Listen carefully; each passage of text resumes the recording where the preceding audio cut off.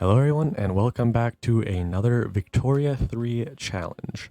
Challenge today is to play as Sweden and to reform the Swedish Empire. Let's get started. So by recreating the Swedish Empire, what I mean is we want to recreate Sweden in its greatest territorial height, which if you're not a giant history nerd, is Finland and also Ingria, Estonia, and Latvia here, and also this part of Pomerania, and also Bremen, and overseas, also this part of Africa and this island over here, both of which are controlled by Denmark. As a bit of a side challenge, two other goals I would like to complete would be to humiliate Denmark at least 5 times, and also to own Hong Kong if the British don't take it. If the British do take it, then I'll take another treaty port in China. But I want to have a treaty port in China as Sweden. Alright, now that we've gone over the challenge, time to get started. For research, I'm going to get started with the atmospheric engine, then I'm going to get mechanical tools, railways, and water tube boiler. After that, I'm going to invest heavily into the military, try to get ironclads as soon as I can, but more importantly, we are going to get general staff, and then percussion cap, and breech load artillery so that we can have an advantage over our enemies, mainly Russia, who has a very, very large army of 285 battalions, and we have a very small army of 30 battalions. Expensive items in our market are tools, then services, and then wood, and then clothes. So what I'm going to do first, the first thing I'm going to construct is going to be a tooling workshop in Svealand. 2 of them to be exact. I'm building them here because it has the largest population, so we'll be able to expand the farthest in Svealand itself. And then after that, Scania does not have enough infrastructure, so I'm going to take a port and then alt-click so that it goes to the top of the queue. All of Sweden has the Scandinavian forests modifier, which gives 20% logging industry throughput, so we'll get 20% more wood when we construct logging camps. So after those tooling workshops are done, I'm going to construct a few of those. Switch it up to 5 speed, and let's go. I'm going to declare a rivalry with Denmark. It'll give us more influence, and we are going to be going war with them a lot and pretty much immediately, so there's pretty much no downsides to this. Free trade, you say? Don't mind if I do. So playing as Sweden has a few advantages and a few drawbacks. One of the biggest drawbacks is obviously that they have a very low population and they have a little bit of coal, but not a lot.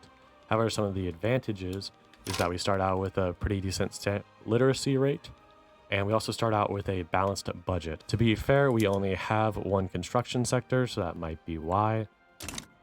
We also start out with Norway as in a personal union, which is a little bit different than puppets. Basically, they don't contribute any of their money to us. However, they do have to join all of our diplomatic plays and cannot make their own. Because we do not have a lot of coal, I will be invading Madagascar, not as a joke this time, but actually for actual reasons, because they have 80 coal mines in the south here, and that's pretty much a win-win, because if I have all that coal, then I can start automating things, and that'll help with the lack of population that we have.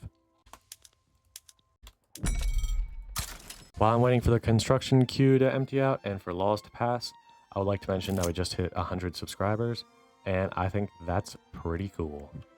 Sure, you can have a statue, buddy. Before we finish off these logging camps, I'm going to do 1 coal mine in Scania, so that we can get a little bit of coal and I can upgrade my iron mines and get that a little bit cheaper, which is going to make our construction considerably cheaper.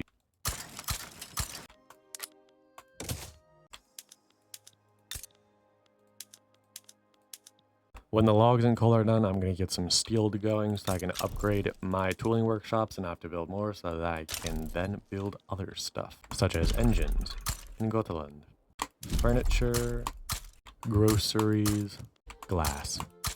Free trade is complete, so now the next thing I'm going to get is guaranteed liberties for internal security. This one, every time you upgrade it, it makes it so you get 5% more loyalists from standard of living and minus 5% radicals from standard of living decreases, and it upgrades by 5% every time you invest in it.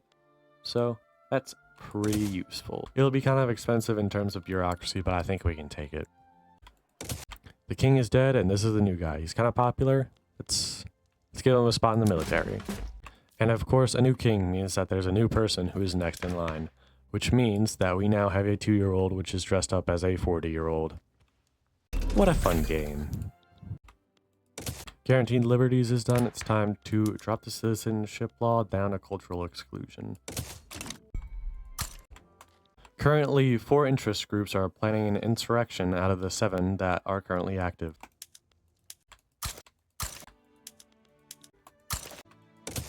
I've switched over my troops to skirmish infantry, so as soon as this modifier is gone, I'm going to invade Denmark and take their colonies. Wood is very expensive right now because, as you can see here, we are trading away literally all of it. This should be humiliation 1 out of 5. I would like to take that. Now that might be an issue. Oh wait, never mind. They immediately abandoned their war goal. Okay, that was scary. That should do. Never mind, that'll do. Currently, I can call in either France or Prussia. However, I just don't really want to. And it looks like we one of them needed to anyway. Okay, Denmark back down. Okay. Actually, I didn't think they could back down in a humiliation play. That's actually kind of funny. So did that actually work? Wait, they backed down. That means it only did the... Oh my God damn it. Okay, so the Danish have backed down during that diplomatic play, and since the first one that was on there was the humiliation play, it means that they have only had the effects of the humiliation play, and I have gained no territory. I don't even have anything to say to that. I have an idea, alright. I'm going to start exporting steel to the Russian market. Now, if I export enough steel, and they constantly have a supply from me, then they actually will not produce their own steel. And since I'm going to be fighting Russia a lot, that could be very helpful for me, because then I can cut off their supply of steel at any point, which will cripple them a little bit. No thank you, Prussia.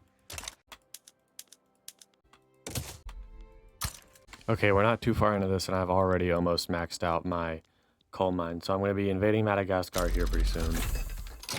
And by pretty soon, I mean immediately. I'm wondering which great power is going to join them against me in this one. None of them, actually. That's pretty refreshing. First battle, and we are losing. We are losing by a lot, too. Yikes. Now let's do but try again. And look at that, we failed again. I'm going to try with the other general this time. It went even worse than last time. Try again. There we go.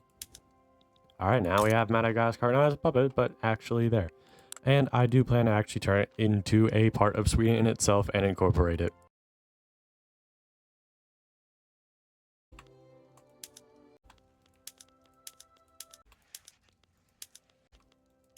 So yeah, Swedish Empire is still not formed yet, however the economy is going pretty well. The budget is not going very well though. Just a tip for this game, you always want to keep the price of transportation somewhat high. It will lower your population standard of living just a little bit, however, it will make it so you do not have to pay very much in subsidies to keep them open. So as you can see, I'm only paying 0 right now in subsidies for this one because it is making money. Alright, Denmark is up for grabs again, and I'm going to remember to put this as the first one. Okay, I wasn't paying attention. I was sitting here, you know, managing the economy. I was looking at glass stuff, and I forgot to mobilize my generals. First battle, and it's 20 against 14. Alright, that's a good omen. Swedish Togo is now a thing. And that is also humiliation number 2 out of 5. Now that is a noteworthy idea. I just got hit with one of those mass migration events, and now there are hundreds of thousands of English people moving to Svealand and the surrounding states. So that's kind of neat. I was actually just starting to build a whole bunch of coal mines so I could start automating stuff, but you know, all these people moving here means that I don't have to do that. You know, I've had this exact problem playing in Sweden before, but if you do get hit with one of these mass migration things, so it costs bureaucracy to have people in your incorporated states. So it's costing me more and more bureaucracy the more English people move here, and since there's so many, I up to minus 100 bureaucracy there. And that does use some pretty nasty tax waste. I just had a native uprising here in Togo and they backed down. Which is, I didn't actually think they could do that. We have just researched breech-load artillery, so as soon as I can get my troops to adjust, we will be invading Russia. The equipment adjustment is taken care of, and Prussia is currently at war with Russia, so I think now is the time to strike. You know, I'm starting to rethink my decision on a thing I should invade Russia right now, because I still only have 53 battalions and they have 300, so I think I might want to wait just a little bit more. Yeah, this might not be the greatest idea. I have run out of gold reserves and I'm running out of things to start taxing. So instead of, you know, fixing the budget and whatnot, what I think I'm actually gonna do is get the trade unions in here, so then I can get proportional taxation.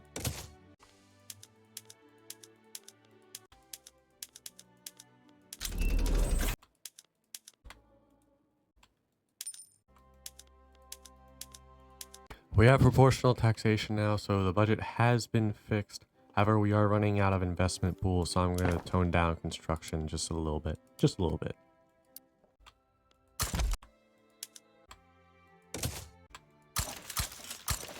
While we're waiting to invade Russia, I think this is a good time to invade Denmark instead. And Russia has sided with them, ironically. However, that's actually fine, because the Grand Duchy of Finland is not in the war, so I don't actually have a front with them. That does mean that I can still take territory from them, which I think I am going to do. Specifically, Estonia and Latvia. Oh, look at that! Prussia would like to join me. That's pretty cool. Could offer them Schleswig-Holstein. I believe that's this state. Alright. Now the Prussians should do a whole lot of heavy lifting when it comes to the invasion of Russia. And never mind, they backed down. Okay. Well, that's one more humiliation off the list. However, that did cost me a good bit of infamy. Wait, no it didn't. It only cost me 8. Huh. Okay. Well, that would have been an awesome opportunity to get Estonia and Latvia. Dang. So it looks like one of the wars with Prussia and Russia, looks like Russia took a treaty port in East Prussia, and now they have a treaty port that is connected to their borders. Okay, Prussia just went to war with Russia, the same thing that happened last time. However, I think we are a little bit more ready now. We do have better troops than the Russians. Hopefully if the front doesn't split into a million pieces, as it has done in testing every single time. Hopefully if it doesn't do that too much, then we shouldn't have too much issue. So the plan is to have most of my troops here, but I'm going to have one army group naval invade Ingria here, take their capital, and try to capitulate them as fast as possible, so that they have as little time to retaliate. And there's no one home. Okay then, we might not even need to do that. Time to send the troops to Madagascar, to Finland. Prussia invading at the same time, I think, is doing way more than I'm really giving it credit for. Because currently there's only 15 troops on my front, and they're all Finnish. So that means that all the troops are currently in Russia, and it looks like my fleet is not large enough to naval invade. Yep, there it goes. Alright, 5 fronts. Yeah, I tried another invasion, and yeah, it doesn't look like we're going to be able to crack the Russian Navy, but it doesn't look like we're going to need to. Alright, if we win this battle, we should take their capital. Well, we should.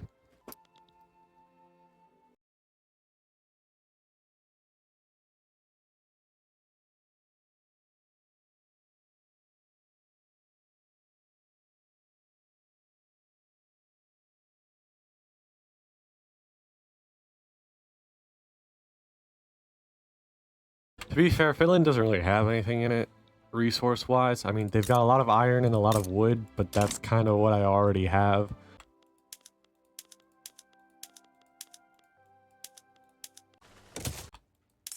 Currently, 80% of Åland here is made up of English people. Oh no. So it does appear that the Russians have formed an alliance with Austria. So next time I fight Russia, I'm gonna have to fight Austria too. Ooh, that's gonna be a bad time. I'm thinking I'm gonna invade Russia one more time to get these states here and, you know, complete the challenge, get the Swedish Empire back together. And then I'm gonna upgrade my barracks to trench infantry, and then I'm gonna invade the Great Qing, because I don't think I'm gonna be able to win without trench infantry. I might even want to invest in medical aid for that too, but that's a long ways off from now.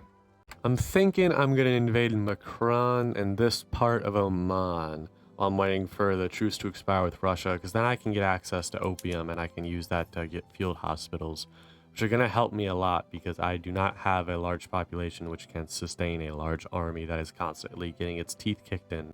Oh, I didn't even notice this. We're a great power now. That's pretty cool.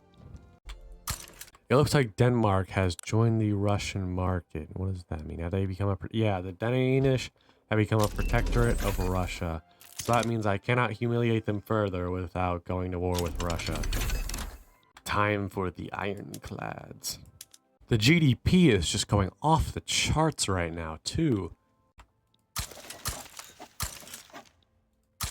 Prussia is currently at war with Russia. I would join in if I can, but this game does not allow you to break truces, apparently. I completely forgot. I still need to invade Bremen. We're not going to conquer them. Let's make them Dominion. Let's give them some autonomy. That'll make it easier for them for me to manage them. I was honestly expecting the Prussians to get involved. That's weird. Okay, now that might be an issue. Okay, my heir to the throne at the moment is kind of terrible. He's a hedonist alcoholic with expensive taste. So I think I might be starting a civil war soon and switching to a republic or something. Actually, to do the challenge, I do have to retain a monarchy. So I'm thinking I'm going to switch to a republic and then switch back to a monarchy. Electric streetlights. First battle, probably the only battle, and we won by a lot. All right, and it looks like we're about to obliterate them. 8 versus 1 already done, and there we go. So I did earlier mention that this guy is pretty horrible. His character traits are pretty awful. But you see, the worst thing of all, though, is not any of these character traits, but the fact that he's French. Bremen is now our free city-state. The truce with Russia has expired. I think it's time to go. Yep, they have still not upgraded their troops. It doesn't seem. Check the state too. Yep, they have not upgraded their troops yet. So while I still have a technological advantage, I'm going to go for it. So not only are we going to fight Austria, we're also going to fight China too. That's unfortunate. However, we might actually be able to get the Hong Kong treaty port in this. Ooh, I was not looking, and our infamy went up to 98. That was a close call. So I can get the treaty port. However, it's going to cost me 9 infamy, and that's going to put me over 100, and I really, really do not want to deal. The biggest problem with that is obviously the cut down to size diplomatic play, which people will start doing against me. And if I'm still at war with Russia when they do that, then that means I'm going to have a whole nother front line and a whole nother group of people fighting me. And I really do not have enough troops or generals to deal with that. So I think I'm just going to have to bite it and not do the treaty port this time. I'll do that later, though. Instead, I'll get war reparations. I'm also going to liberate Denmark. Well, liberate. I'm going to liberate them so I can humiliate them. This guy's name is Funk. Alright, this should be the last war for the challenge.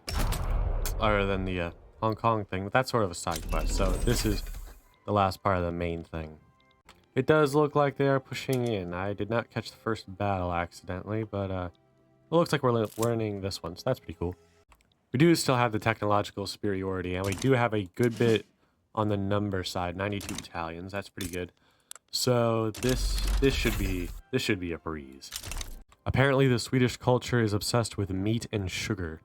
So because of the several enemy navies, I have been pretty much completely cut off my colonies. So as you can see right now, we're missing quite a few resources.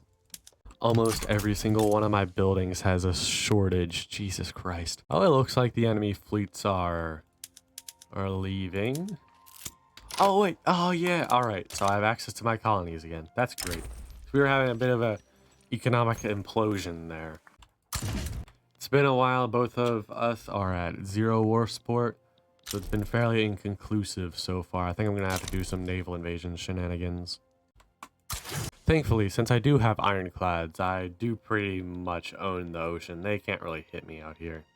Just look at that. That's gross. 100 casualties on my side and 2,000 on theirs. The naval invasion has gone very successfully, and we have their capital now. And the Chinese have dropped out of the war. And there we go. Easy. We apparently have 900 bureaucracy now. Jesus. Well, I guess that would make sense. We did just absorb 16 government administration buildings. That's actually super helpful. That means I can incorporate everything.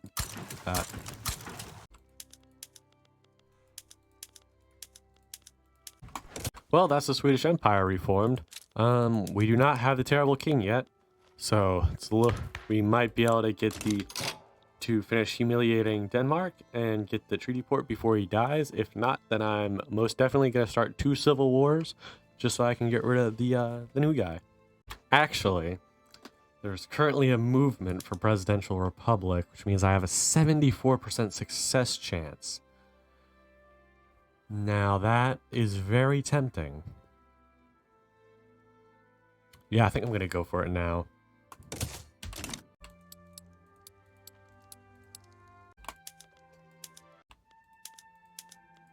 Now, I've tried this quite a few times already. And almost every time I've tried to switch out of a monarchy in a state, it's almost always caused a civil war.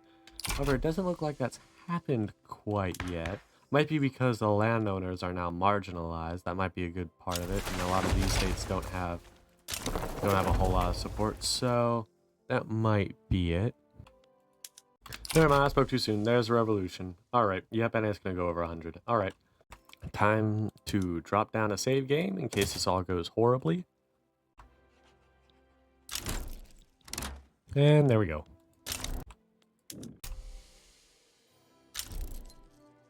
We have lost both of our offensive planners, so the enemy has a good bit of talent on their side. You know, they do have those 2 offensive planners. However, right here is an even better general.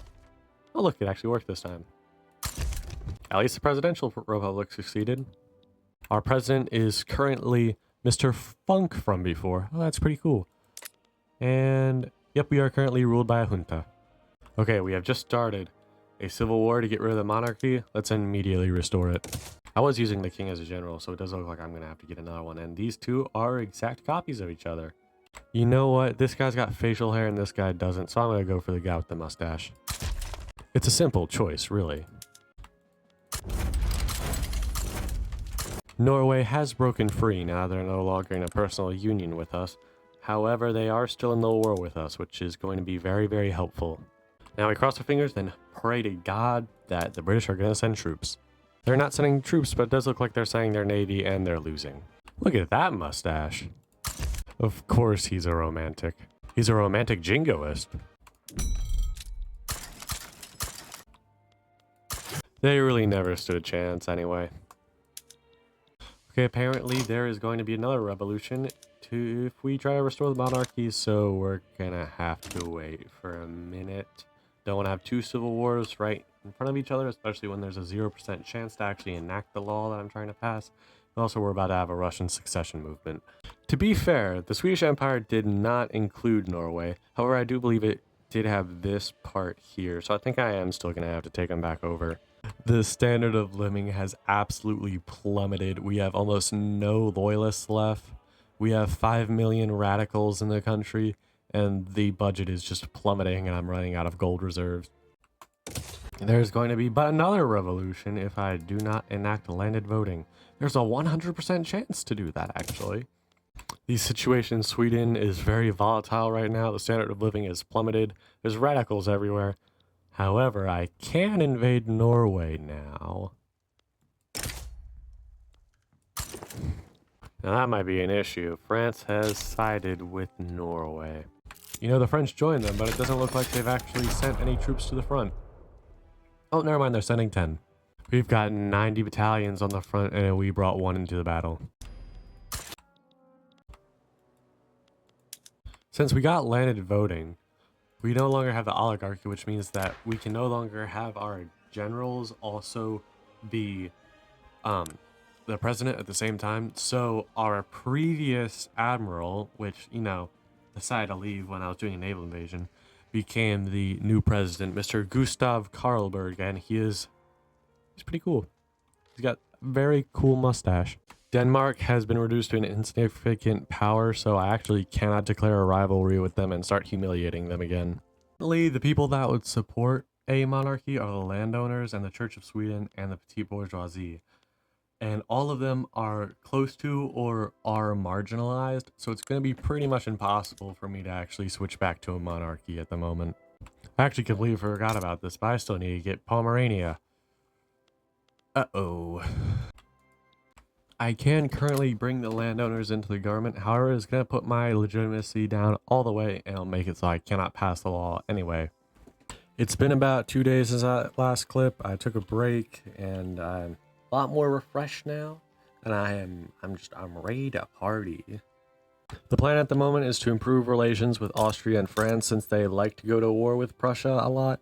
So I might be able to get one of them in the diplomatic play. I don't think I need to, but I think it's just going to help. It'll give me a front line to actually push through, so I won't have to do a naval invasion.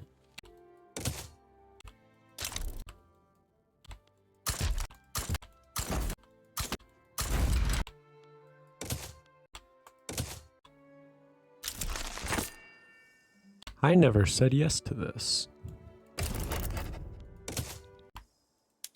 Well, it looks like the monarchy isn't going to be happening anytime soon. We're currently enacting this law with 0% chance, so it might actually still be possible, however it is.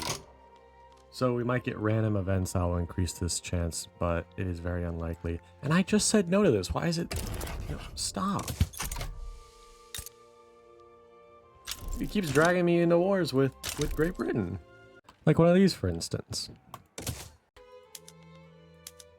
Having Madagascar as a colony is so awesome in this game. They've got pretty much everything. They've got coal, and they've got a whole lot of different things you can plant in the ground there. And they have rubber. It's awesome. They even got whaling stations.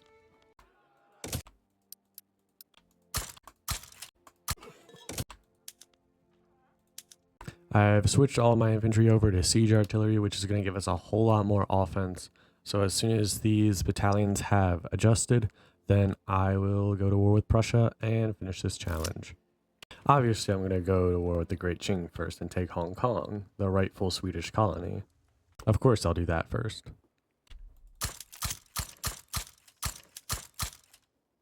This law is currently taking absolutely forever to pass. I'm not sure why. Like, I have a reasonably legitimate government. I'm not really sure why that's happening. It said it's going to take a full year right here. Apparently there's not enough legislative efficiency. I'm thinking maybe what it is that no political parties at the moment support it, at least none of the ones in the government, so that's why it's not working. But it's kind of annoying. It makes sense though.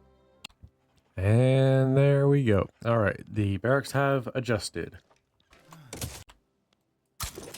Apparently I can take a treaty port from them. I'm not sure how that works, since they are literally a higher rank than me. I'm not going to, but that would have been good to know beforehand. Alright, now that might be an issue. How unfortunate.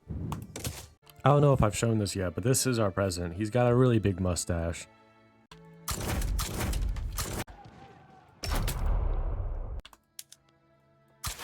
You know, I just noticed this when I was doing the naval invasion, but apparently our only admiral is a pacifist.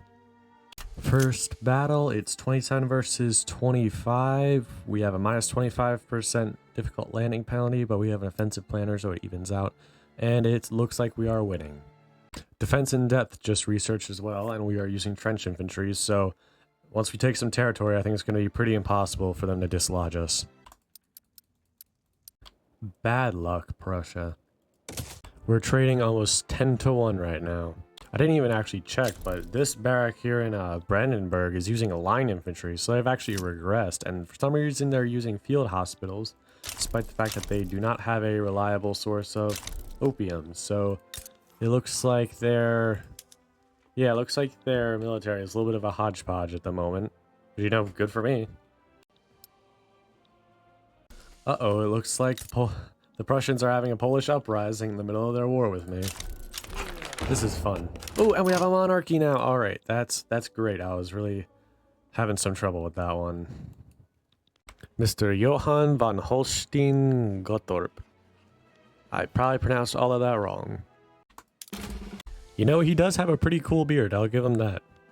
Prussia is starting to go down into the negatives for war support, and I have just been naval invaded. But Norway comes to save the day. You know, Austria just naval invaded me, and I almost immediately, they just pulled out. They still had territory that they were holding. Peace deal proposed. What is this deal? I get everything and you get nothing. Okay, I can live with that. There we go. And as soon as I did that, I immediately started making minus 74k. That's a little bit concerning, especially because I have no idea why that's happening. Okay, it looks like they were subsidizing a lot of things. It looks like that was the issue. Okay, I've stopped I've stopped subsidizing everything, and we are still making minus 50k's. That's a little bit concerning. Oh, almost missed that one.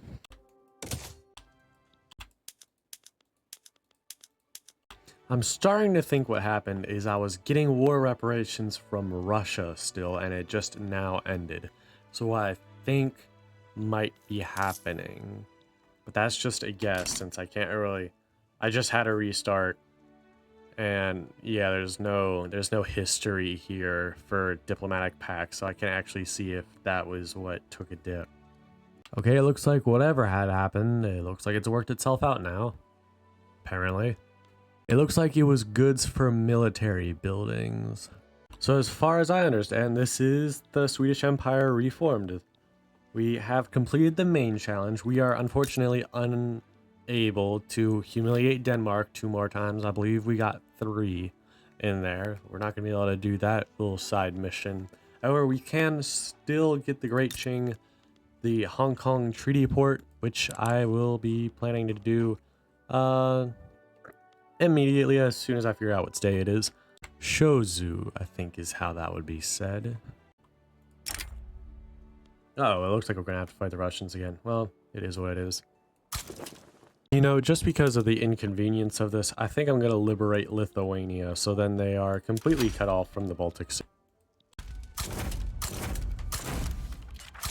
Send all of the boys to the front. Go die in the trenches for your emperor. Not you, though. I got other plans for this guy. Mr. August Long last name.